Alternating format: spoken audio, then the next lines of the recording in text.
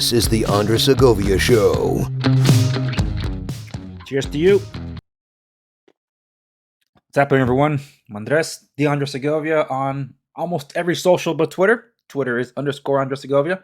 I reached out to Elon Musk a few times, like, yo, man, can we change the character length from 15 for the usernames? That way we can keep everything so uniform. That'd be pretty awesome. I have three main topics that I want to talk about. There might be some other things that interfere, but the main three that I want to talk about are the shifting in the social media landscape with Elon Musk officially owning Twitter and everything else that's come from it. Two, sponsors and affiliates. I want to make something very clear about that, especially since I don't have sponsors. And I want to address that because some of my favorite creators have been running into some issues with certain sponsors that should have been red flags from the get-go.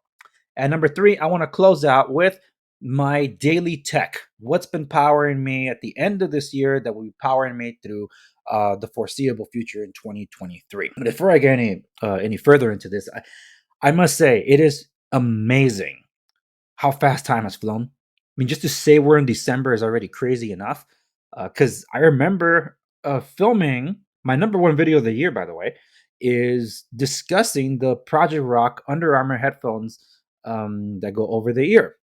And so it's the second gen product, and I did do a follow-up to that. Check out my long-term review on that if you haven't done so already. But it's just like, wait, didn't I just do this video? And there's been a lot of you that tune into that. And I was reminiscing on the Freedom Phone, which is, it came at a good time because there were some people reaching out to me for tech support. I'm like, I don't work for Freedom Phone. I warned you about it. So all that's to say that like, I'm glad I'm taking time to discuss tech, which is why if you really like these tech series in this way, some of course prefer on the more bite size. That's why I trimmed some of these into segments. Otherwise, if you do, this stuff doesn't make my main show on the podcast. But there's been a seismic growth on that on my podcast this year ever since I moved over to Anchor powered by Spotify.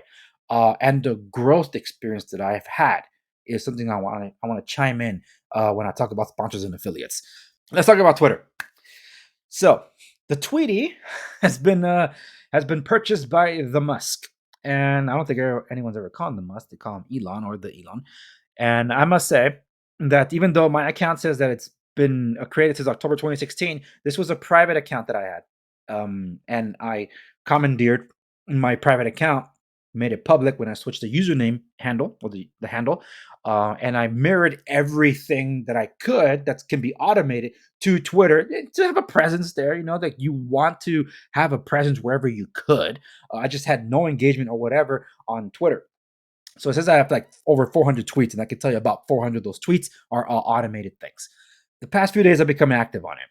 It's been interesting to see the interaction that's been occurring on Twitter since it went private, and you know it's what appears to be freedom of speech is reigning free in Twitter. I could tell you that's not the case about freedom of speech, but there is more freedom now than there was before. There's more transparency than there was before, and I appreciate that because that's been some of the concerns with respects to some of these big tech oligarchies that have basically taken us, the customer, and used them as the batteries to their matrix to leech off our personal data and use that to have political influence on elections.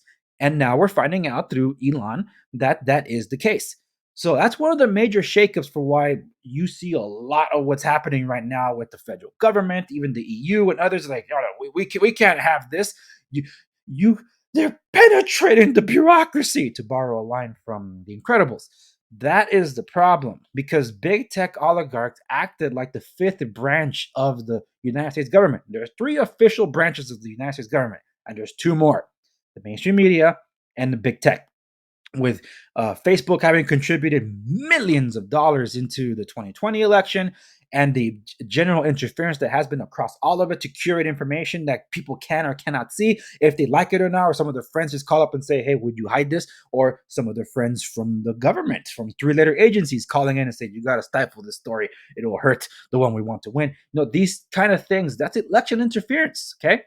And if you see a pass interference on the NFL, some of them that are just egregiously exaggerated, you would be like, hey, that's pass interference, man, pass interference. But in something that's actually applicable to real life that affects you as a whole, not just your team from maybe scoring a goal or a touchdown or whatever it might be. This is this is something that has extensive ramifications because, well, elections have consequences.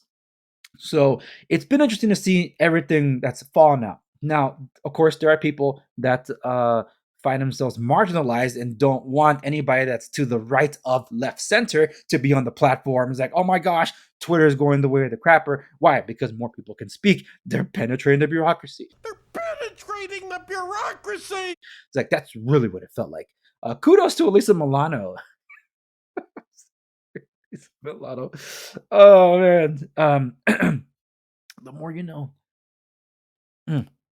There's so much ignorance, okay? And I did leave Twitter. My main Twitter account was the newsreel, and when I had it, I had over 10,000 tweets, interactions, and connections, even to Hollywood. Because back then I was doing movie reviews. That's how I got involved with Warner Brothers, and that's how I got involved with Paramount. Yeah, I think I had some connections at Universal, but mostly those two. And I burned all those bridges when I left Twitter. I left Facebook.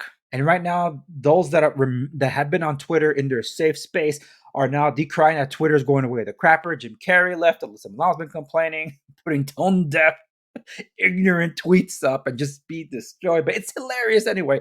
But you have all these people, Alan, what's his face, Jack Reacher himself. It's like, oh my gosh, I'm leaving. All these leftists leaving as if they're the ones that were purged, the ones that were being brought back. Interesting how a lot of them tend to be Republicans or conservatives. That's what I find most interesting. Because what's that tell you about what these policies were in Twitter and are in Facebook? Shadow banning, throttling, canceling entirely, suspending, eliminating, all of that stuff. It was mostly used to target one side of the political ideologies. And how is that freedom of speech? Your freedom to debate ideas. If you want your safe space, then make your account private and only have people that you want to be around. But instead, we have these other social media, and this is not just the left problem, it's the right problem too, okay? That they create, like, if you don't like it, here, go build your own. The problem with that argument from the left was that they took down Parler because they blamed Parler for January 6th, even though it was Twitter and Facebook. You couldn't do any of that stuff on Parler, but because Parlers became a safe haven for more freedom of speech, people went over there. But AWS, Amazon Web Services, having 80% of the web traffic or domains in the entire world, they basically had all the operational services for Parler, and then Apple and Google, they all got together and said, we're flipping the switch here. We're flipping the switch. Flip the switch, and Parler was gone. And it hasn't been the same ever since, even though they came back from the dead. It's more of a zombie place. I am still there. I'm still active there. It's not the same. A lot of people have said that energy from Parler has moved to Getter. Getter is just a literal clone of Twitter, and now with TikTok built into it through what is called Vision. And I am on Getter. I'm available across all these different platforms. And you saw it. Let me go back to this tab. And I'm there. I'm there because, well, I believe in having a presence, but I also believe in engagement in certain places, especially when some people are not across all these things. And I'm trying to build a community wherever I can, and those who enjoy my content, and I have found an audience, and I have shared that on Instagram. And I recommend you go to Instagram, _Segovia, so you can see just how much growth I had this year. Because the even though it's been a grind, it's paying off. So this whole thing about Twitter and the EU coming after them now, the whole threats of the possibility of Twitter being removed from the marketplace or any of the app stores, it's entirely, oh, Elon Musk should build his own phone. You're missing the point. It's not the phone. It's an ecosystem. And this is the hill I'll die on. You making a phone will make or break you. You need to build the ecosystem first. So what if you get the hardware right, you can't get the software right? Look what happened to BlackBerry. Look what happened to Windows Phone when you didn't have an ecosystem to support it. You need the ecosystem first. And most people don't even bother with Android open source software. The project's right there. Just take it. And then you have, what, 70% of the global population of smartphones that can use it? It's there. You can have alternative app stores on Android. Aurora, F-Droid. APKs, all these different companies that have APKs like Up to Down or what is it, APK Gold, something like that, and then APK Pure, APK Mirror. Oh my goodness, I could go down the entire list of things. There are such things as other app stores outside of the Google Play Store for Android, or these places can make them available as direct downloads, but most people just like, oh, I gotta build the phone. If I build it, they will come. Tell that to what was that one? Phone? PH1? Um, Essential Phone. There we go. Essential Phone. Tell it to them. It went very well for Andy Rubin. What about that Patriot phone? I mean, they had the right mindset, but it was also a grift and a scam. So, no, that didn't work out. But therein goes my point. That you could do so much to circumvent a lot of these things. And look, I'm across all these different social medias, and I already went over which ones I'm most active on. Instagram being my main one, and I am on Gap, and now I'm active on Twitter. But I can't be on all of them all at once either. That's why I turn to tools that can automate these things. And so far, I have. And some of these tools have been made available via Telegram. Some of them were made by Gab. Some of them have been made available through anything that works with Twitter, which is a significant thing, like LinkedIn, Instagram, Discord, Gilded. These things do help when they work together. And right now, there's still a rift and a divide. You have the leftists that are crying foul over what happened to Twitter, going to Mastodon and creating their own servers to host their own things. Look, I tried Mastodon before. I didn't really like it there because it wasn't for me. But hey, it exists. I even covered it here because if you have qualms with Mastodon, that's Truth Social. It's just the truth. And what do I have here? Another beta test. I'm a part of several beta test programs, including Parler. That's why I haven't quite given up on them. I don't know why I have so much loyalty to them. I don't owe them anything. At least I feel that way. I don't owe them anything, but I'm there. And you want to follow me at the Segovia. And I'm verified. I'm verified among a lot of these different platforms, okay? But yeah, it's interesting to see how the left is losing their minds about all this. Okay, let's move on. Let's move on from the social media stuff. There's stuff out there. I think there was one called Tidal, not the Tidal audio thing, but or Tribe. Tribe, was it? Because I know that even Jack Dorsey was doing his own decentralized platform. I don't believe it. Jack Dorsey's the reason he let Twitter go run amok. So sorry if I don't trust you, Jack. But there was one, and they already said that no conservatives are welcome, no Republicans are welcome. It's like, oh. This is an environment of welcoming, and you should just get the hell out of here. With respects to sponsors and affiliates, you see this thing up here. In fact, what you can't see is the talk show roast. Roasting after yours truly. That's awesome. That's from Ranger Candy Coffee Company. Go to rangercandycoffeecompany.com. And yes, I put the promo code up there, Andre Segovia, so you can save on shipping. But they were my first affiliate, but I want to make very clear, I have no sponsors. I've been offered sponsorships. I've turned them down. And I'm currently mulling over someone that reached out to me these past few days. And while I've been thinking about it, I'm like, why am I just delaying the inevitable? I'm going to tell them no. And that has a lot to do with, I don't want to be in a contract with sponsors that are then going to tell me that I got to do this and do that and then control my voice. I'm across all those platforms that I showed you because I'm trying to make myself uncancelable. I can't convince everybody on my Instagram to jump ship to go somewhere else. They love their experience on Instagram. Their family and friends are on Instagram. And I say I'm on these tech platforms, the ones that are the big bad. I'm there and I'm no longer welcome there. And that applies the same for everywhere else. Kind of like Gab, Parler, Getter, anywhere else. Some people say Parler is an echo chamber. That was the same with Twitter. At Twitter, if you had a dissenting opinion, you would be shredded by all these bots. Well, the same when you go to Gab. If you have a dissenting opinion, well, there's going to be a lot of people that are going to come after you.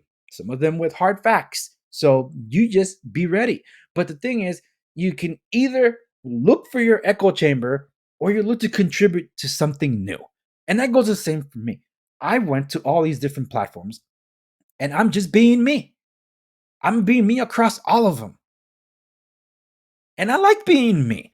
I don't have to be like, well, I'm going to lose the sponsorship because of this. I got demonetized a couple of years ago on YouTube. And a lot of my videos have been, my channel itself was throttled. In some cases, some episodes were shadow banned. And that sucks because generally speaking, there was nothing really there other than just the wide nets that were thrown out to catch the big whales, caught the smaller fish within them too. And my channel was one of them. So I ended up making sure that I didn't depend on the revenue from YouTube, which I wasn't. It was just pennies on the dollar. But hey, pennies on the dollar that can help pay for services like this, where I use StreamYard for a lot of my content now, especially when I'm connecting with my guests. I feel like I'd be restricting myself if, like, well, I need to be careful what I say because if I have a sponsor and I lose it, I won't be able to afford StreamYard. I made a choice. I canceled Spreaker, which was costing me a couple $100 at least a year just for the podcast, and instead spend less than half of it by paying for StreamYard. And I'm glad I did, because then I moved my podcast host from Spreaker, which I love, by the way, nothing against them, which I love. They were the ones that got me on all these other platforms. I moved to Anchor. By this time, Spotify had bought Anchor. And when I went to Anchor, my podcast exploded. I put it up on my Instagram for people to see. I was shocked with some of the stats on that. Like, this is this is awesome. And in less than a year being on Anchor, I have basically caught up or surpassed, because the year's not over yet, surpassed all the engagement and downloads that I've gotten when I was on Spreaker. And that's not Spreaker's fault, okay? But it's just how much more I try to make myself available this year to be everywhere, to not depend on just like the Facebooks or the YouTubes, because then they cut everything off. What do I have left? And through my abilities or leveraging avenues to be able to be elsewhere, I was able to run to companies like Ranger Candy Coffee Company. They didn't owe me anything. I never met the guy. And all of a sudden, he's like, you're welcome to become an affiliate if you so like. This is before I brought Larry Littlepage on my show. So then he surprised me when he named the roast after me sometime later. We just got along. Like the first time we met, and then later we're talking as if we've known each other, even though we just really had two conversations. One through the show and the other one over the phone. Just connecting just because. And we text each other every now and then. But that was the first true relationship, you could say, I built by not just being like this, and it's gotta be YouTube, and limiting myself. But it's an affiliate, not a sponsor. They don't sponsor my show in any way at all. But seeing some of my favorite creators running into issues with their sponsors, and that's been the case. I mean, one of the most infamous situations with conservatives was what happened with Black Rifle Coffee during the Kyle Rittenhouse thing. Kyle Rittenhouse he did nothing wrong, but the firestorm that happened because media taking that out of proportion and not being able to have a dissenting opinion on Twitter took everything out of context. And in the court of public opinion, Kyle Rittenhouse was guilty, but he had a Black Rifle Coffee shirt on, and in my opinion, BRCC had no PR head, and everything else has fallen away. So a lot of their growth was stifled because it seemed like they threw their own supporters under the bus. Now, this might come to a shock to a lot of you. I still drink Black Rifle coffee, and if you have an issue with that,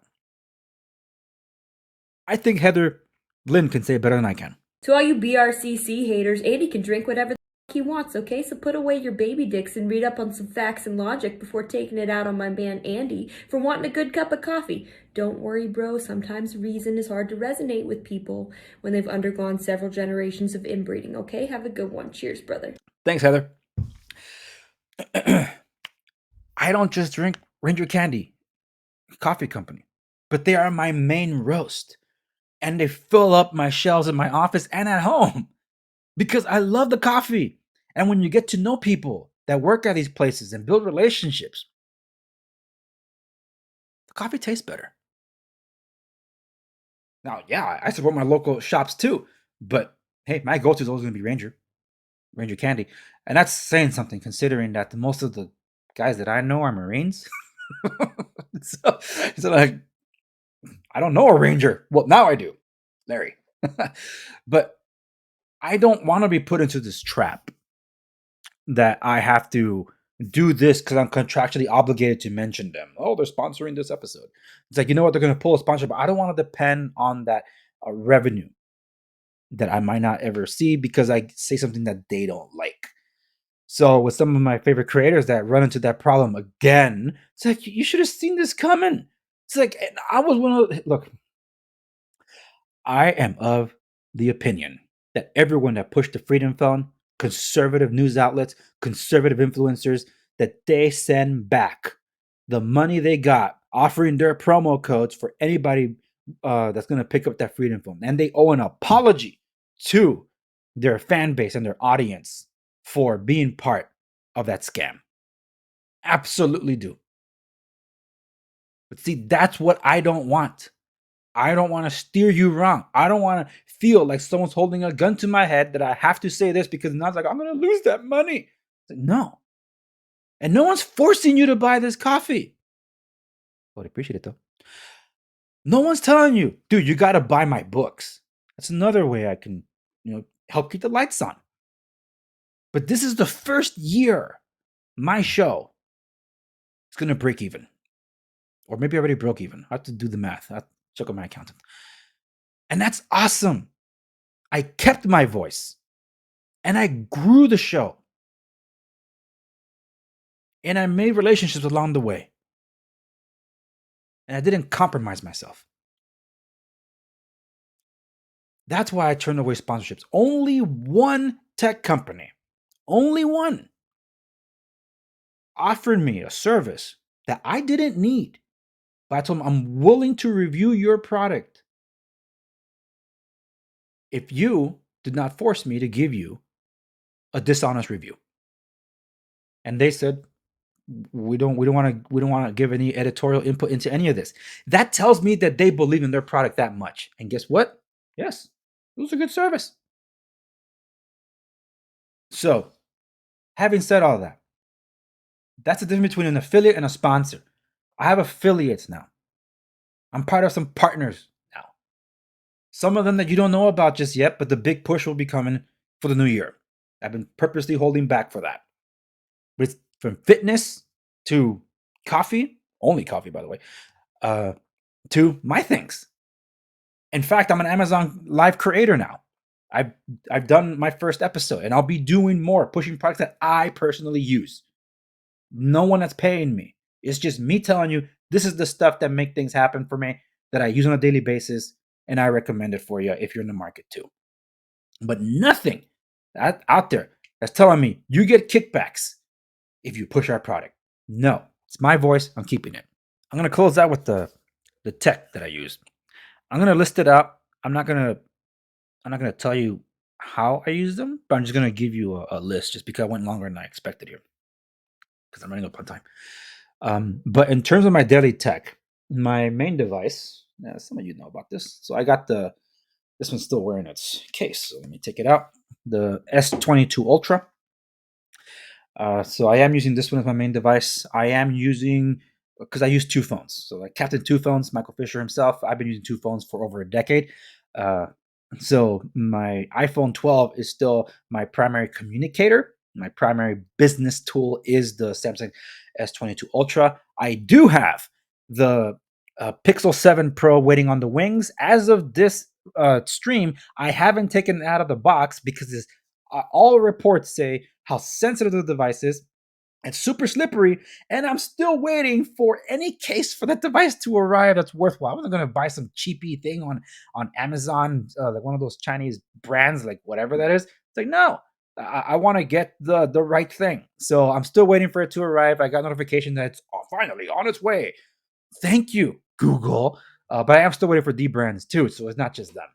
This is really cool D brand skin that I ended up buying. Like I saw it and I have to have it, but it's a skin that makes the back of the Pixel 7 Pro look like Michelangelo from the Teenage Mutant Ninja Turtles. That is so cool. So in fact, I'm actually gonna pull it up so I can show you. I said I was gonna take long, but dude, I gotta go. But this just looks so cool. I have to share it. Skins. Let me see. Great.